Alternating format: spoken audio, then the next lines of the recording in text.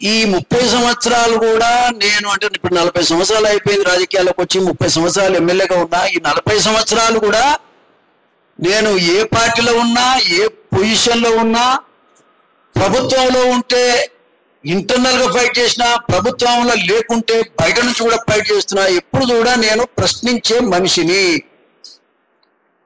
పేదల పక్షాన నిలబడే మనిషిని ఇకపోతే నిన్న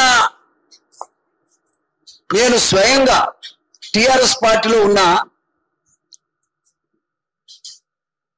ముఖ్యంగా అక్కడ ఉన్నటువంటి పరిస్థితులు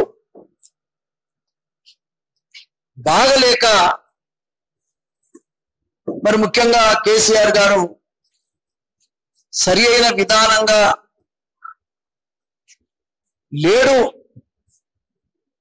ఇక్కడ కొంత మార్పు కావాలనే దాని మీద నేను బయటకు వచ్చి మరి మొట్టమొదట ముఖ్యమంత్రి అవుతాడని చెప్పింది నేనే ఎవరిని రేవంత్ రెడ్డి గారు రేవంత్ రెడ్డి గారే ముఖ్యమంత్రి అవుతాడు ఈసారి కాంగ్రెస్ పార్టీ గెలుస్తుంది సోనియమ్మ వల్లనే తెలంగాణ వచ్చింది కానీ రాజకీయంగా వాళ్ళకి ఏం జరగలేదు న్యాయం జరగలేదు కానీ ఈసారి ఖచ్చితంగా ఆమె కొరకైనా మనం పనిచేయాల్సినటువంటి అవసరం ఉందనేటువంటి అభిప్రాయం కింద నేను కాంగ్రెస్ పార్టీలో కూడా చేరడం జరిగింది మొట్టమొదట రేవంత్ రెడ్డి ముఖ్యమంత్రి అయిందని చెప్పింది నేనే మా తమ్ముడు రేవంత్ రెడ్డి ముఖ్యమంత్రి అవుతాడు అనే మాట చెప్పింది కూడా నేనే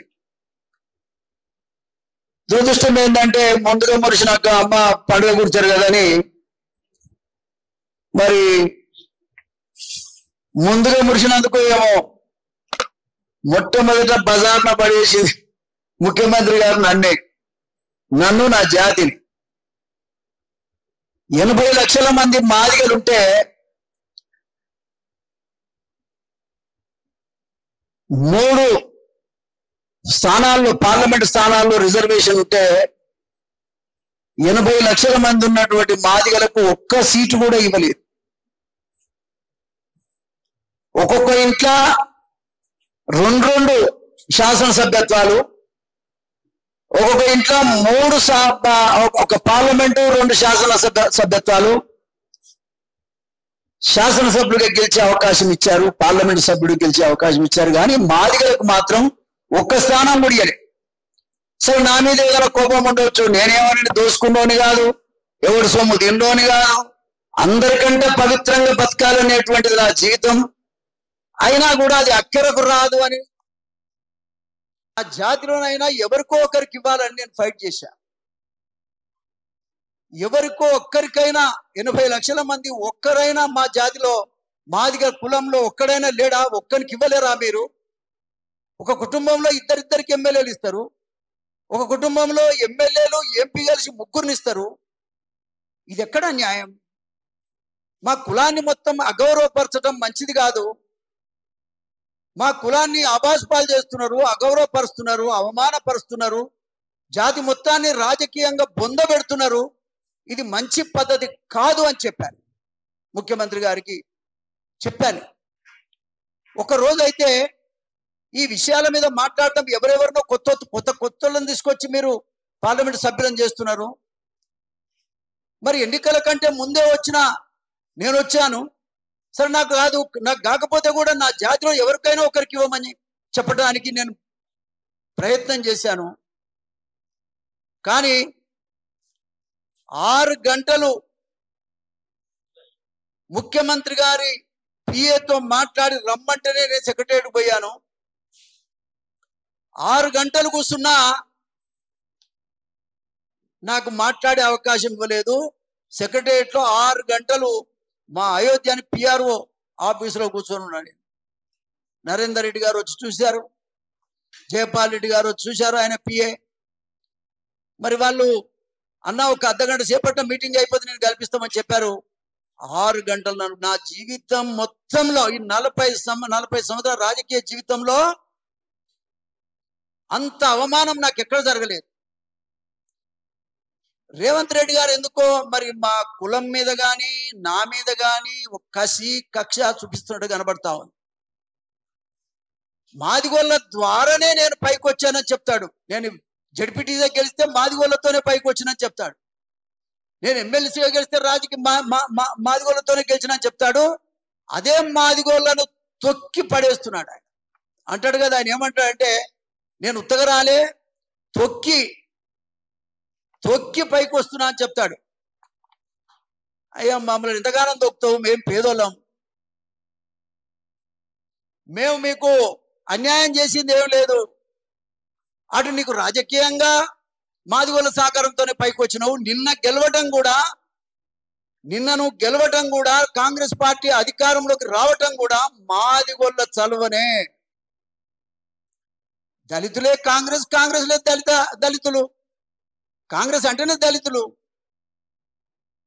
అది అందరికి తెలిసిన విషయమే. ముఖ్యంగా తెలంగాణలో 80% ఉన్నటువంటి మాదిగలు, అంటే సుమారుగా 80 లక్షల మంది ఉన్నారు. ఈ 80 లక్షల మంది ఓట్లేస్తేనే నిన్న అధికారంలోకి వచ్చినావు, నువ్వు ముఖ్యమంత్రి కాగలిగినావు. కానీ ఆ కులాన్నే ఇవాళ అన్యాయం చేయటం అనేటువంటిది మంచిది కాదనేటువంటి విషయాన్ని నేను చెప్తూనే వస్తున్నా. దానివల్ల నష్టం వస్తుందని చెప్పిన ఈ ఎన్నికల్లో ఖచ్చితంగా నష్టం వస్తుంది, నువ్వు అర్థం చేసుకో. ఒక్క సీట్ అయినా ఇవ్వమని మరి ప్రాధేయపడి అడిగినా కూడా ఆయన కనికరం లేదు. మరి నిన్నేం జరిగిందో మీరు చూస్తున్నారు. ఏమీ లేని బీజేపీ 8 పార్లమెంట్ సభ్యులు గెలిచారు. పార్లమెంట్ సభ్యులు 8 మంది గెలిచారు. ఎట్లా గెలిచారు?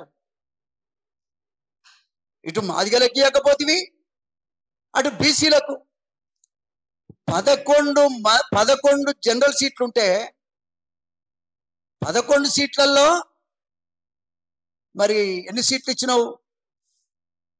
11 సీట్లలో బీసీలకు 2, అవి కూడా ఓడిపోయే సీట్లు ఇచ్చి మిగతా వాళ్ళందరూ కూడా ఒక సామాజిక వర్గానికి సంబంధించిన వాళ్ళకే ఇచ్చారు. ఒకే సామాజిక వర్గం, అది కూడా రేవంత్ రెడ్డి గారి సామాజిక వర్గం, రెడ్డి కులస్తులకే ఇచ్చారు. ఇది ఎంతవరకు న్యాయం? ఇది ఎంతవరకు న్యాయం అని మరొకసారి నేను అడుగుతా ఉన్నా. ముఖ్యమంత్రి గారు, ఇప్పటికైనా నువ్వు రియలైజ్ అయినవా కాలేదా అని నేను అడుగుతా ఉన్నా.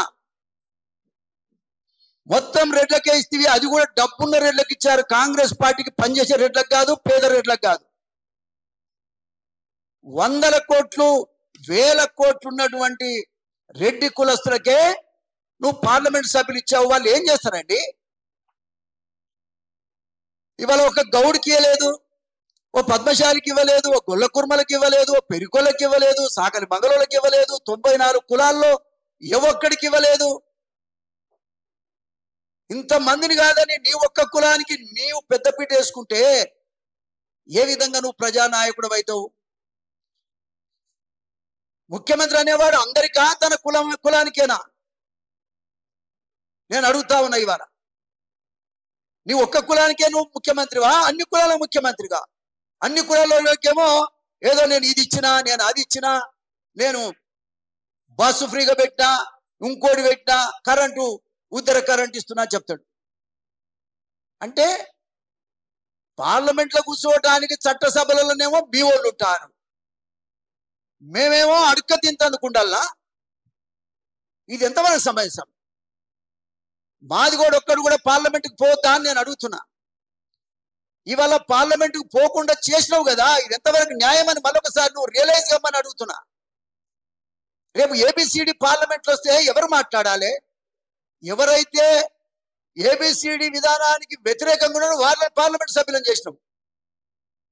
ఒక్క మాదిగస్తును కూడా నువ్వు పార్లమెంటుకు పోకుండా చూసినావు. అంటే రేపు బిల్లు ఏదన్నా ఏబిసిడి బిల్లు వస్తే మాట్లాడేందుకు ఒక మాదిగోడు లేకుండా చేసినావు అక్కడ. అంటే ఇది కక్ష కాదా?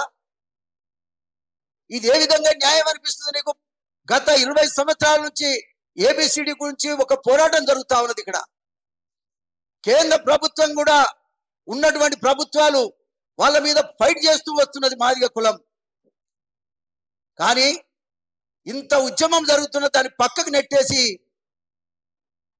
మరి మీ లెక్కేంది పొమ్మన్నట్టుగా, మీ పత్రమేంది పొమ్మన్నట్టుగా, మీరు ఏం చేసుకుంటారో చేసుకోపోమ్మన్నట్టుగా ఒక్క సీటు కూడా ఇవ్వలేదు.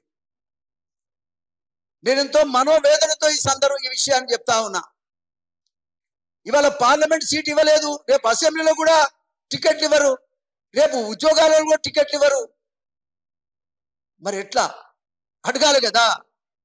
30 సంవత్సరాలుగా ఒక ఎమ్మెల్యేగా పనిచేసినటువంటి నేను, 70 సంవత్సరాలు నిండినటువంటి ఒక వ్యక్తిగా, మాదిగ కులస్తుడిగా నా జాతి గురించి కానీ మిగతా బలహీన వర్గాల గురించి కానీ మాట్లాడవలసిన అవసరం నాకుంది. ఆ వర్గాల్లోనే ముట్టా కాబట్టి అటు బీసీలు కానీ ఎస్సీలు కానీ, ఎస్సీలలో మాదిగ కులస్తులకి అన్యాయం జరిగింది కాబట్టి ఒక కులానికి వద్దని మేము చెప్పడం లేదు, కానీ మాదిగలకు కూడా ఒక సీట్ ఇస్తే బాగుండే కదా అనేది మా వాదన.